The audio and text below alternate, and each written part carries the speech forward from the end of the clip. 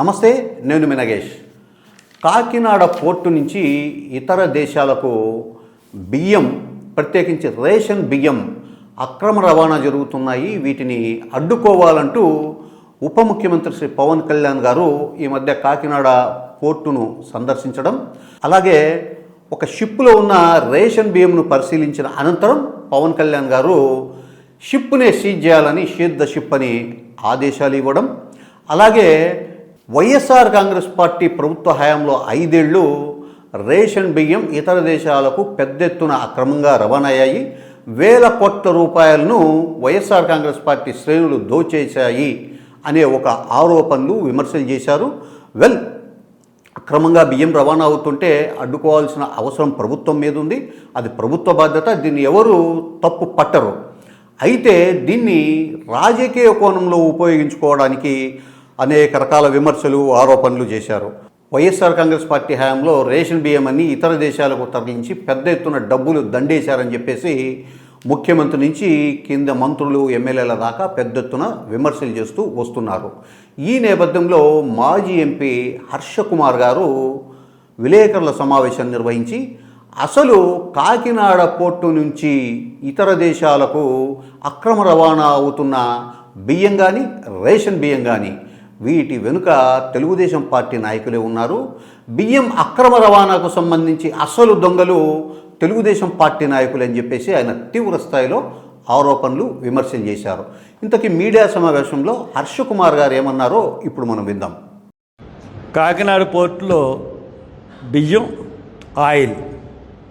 Oil అన్నది ఇంకా పెద్ద కుంభకోణం. డిఐజీ లెవెల్ వరకు ఆయిల్ కుంభకోణంలో పాత్ర ఉందని చెప్పేసి ఇంతకుముందు గవర్నమెంట్లో, బహుశా తెలుగుదేశం గవర్నమెంట్లోనే బయటకు వచ్చినాయి అన్నీ.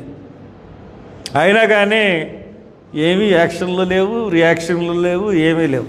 ఎప్పటికప్పుడు సద్దుమణిగిపోతూ ఉంటాయి పోర్టులో జరిగిన వ్యవహారాలన్నీ. పవన్ కళ్యాణ్ గారు వెళ్ళి ఒక బోట్ని పట్టుకున్నారు, రెండో బోట్ని వదిలేశారు. అది ప్రధానంగా వైసీపీ వాళ్ళు ఆరోపణ చేశారు. ఎందుకు వదిలేశాడంటే అది ఆర్థిక శాఖ మంత్రి పయ్యావుల కేశవ్ వాళ్ళకి సంబంధించిన వియ్యంకుడిది బోటు అన్నారు.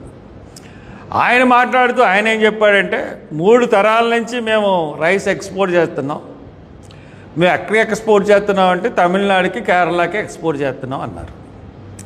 అరే ఓన్లీ ఇప్పుడు తమిళనాడు అంటే ఆంధ్ర బార్డర్ దాటితే తమిళనాడు దాటితే కేరళ. ఇప్పుడు లారీల మీద తీసుకెళ్ళవచ్చు, లేకపోతే ట్రైన్ ర్యాక్స్ మీద తీసుకెళ్ళవచ్చు బియ్యాన్ని. అది మానేసి షిప్లోకి ఎక్కించాలంటే బియ్యాన్ని, ఆ దంపుడు బియ్యం అవనివ్వండి, బాయిల్డ్ రైసు ఏమవనివ్వండి, 3 సార్లు లోడింగ్ అన్లోడింగ్ చేయాలి. ఆ ఖర్చులు పెట్టుకుని పోని తమిళనాడు తీసుకెళ్తే రోడ్డు మీద తీసుకెళ్ళిన దానికి ఎంత అవుతుంది, లారీల మీద, షిప్ మీద తీసుకెళ్ళడానికి ఎంత అవుతుంది, ఓకే తమిళనాడు, ఓకే పోన్లే తమిళనాడు దగ్గర తీసుకెళ్ళాలి. కేరళకి తీసుకెళ్ళాలంటే ఈ షిప్పు విశాఖపట్నంలో ఎక్కిన, కాకినాడలో ఎక్కిన షిప్పు అరౌండ్ ది వరల్డ్ కింద అది డైరెక్ట్గా తమిళనాడు నుంచి కేరళ వెళ్ళిపోవడానికి ఛాన్స్ లేదు. అక్కడ రామేశ్వరం హనుమంతుడు రాసిన అది అడ్డుగా ఉంటుంది శ్రీలంకకి, ఇండియాకి ఆ వారది. అందు గురించి చెప్పి ఈ శ్రీలంక నుంచి చుట్టూ తిరిగి కొచ్చిన్ వెళ్తుంది. అంటే ఎంత డబల్ అయిపోతుంది. అసలు రోడ్డు రవాణాకి, తర్వాత షిప్ రవాణాకి మనం ధరలు కంపేర్ చేసుకుంటే కంపారిజనే లేదు. అటువంటి పరిస్థితుల్లో పోర్టులు ఉన్నాయి. ఇది డైవర్ట్ చేయాలి ఈ సమస్యల నుంచి అని చెప్పి ఈ పోర్టు సంగతిని రెచ్చగొట్టి, అసలు పోర్టు దొంగలు పోర్టు అంతా తెలుగుదేశంలోనే ఉన్నారు. చంద్రబాబు నాయుడుకి అన్నీ తెలుసు. ఇంక వైయాపులు కేశవ్ పార్ట్నర్. కాబట్టి మనం వీళ్ళని నమ్మగలం చెప్పండి?